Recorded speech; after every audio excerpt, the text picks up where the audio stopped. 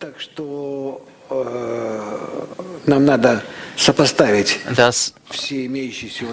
we must combine all our remaining strength, knowledge, abilities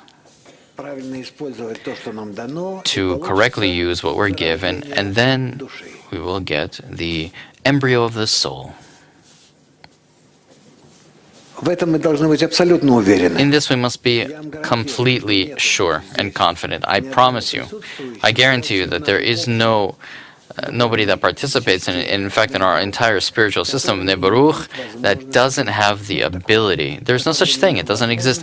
That wouldn't have the ability to, in our system, to become an embryo, a part of the embryo, because the embryo is already an arranged system, an organized system consisting of 10 parts. The ibur, the embryo, is called a full annulment of oneself. So, when a person in his internal structure is prepared to annul himself in order to enter the upper state, the upper degree, and the upper degree is the 10. And then all 9 friends, it could be not 9, it could be 5, it doesn't matter. It's just that it's always arranged in that way. Spiritual system. That's why we always talk about 10. But each of us must annul himself before his friends, and then he will become an embryo in them, and they, with respect to him, would become like the upper body in which he is conceived. And likewise, with respect to others, this is what we await.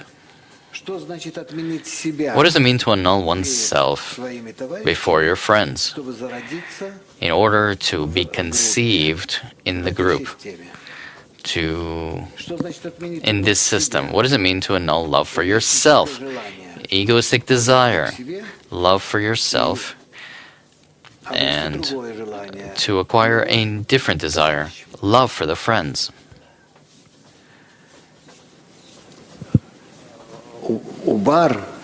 The ibur, the embryo, is called the state of full self-annulment. This state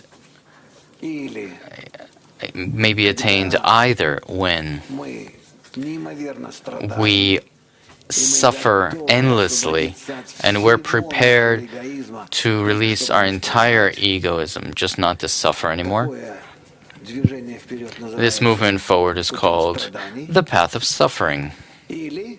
Or we may attain the same state if we will elevate before one another altogether this higher state of ubar, self-annulment for the sake of living in the upper. This path is called the path of light. And so we choose the path of light instead of the path of suffering. How do we do this? Please explain to each other. Practically, how we do this, and most importantly, what does it mean to reach full self-annulment? What must be said in me? How should I then feel myself? We think that self-annulment is that I completely annul myself and that I don't exist. This is wrong. What do I acquire in place of that? What do I feel instead of that? How do I exist and subsist by this? What am I fulfilled by? That's what's important. What do I exchange for my ego that I annul? Please. imagine how we do it in the group and discuss this state.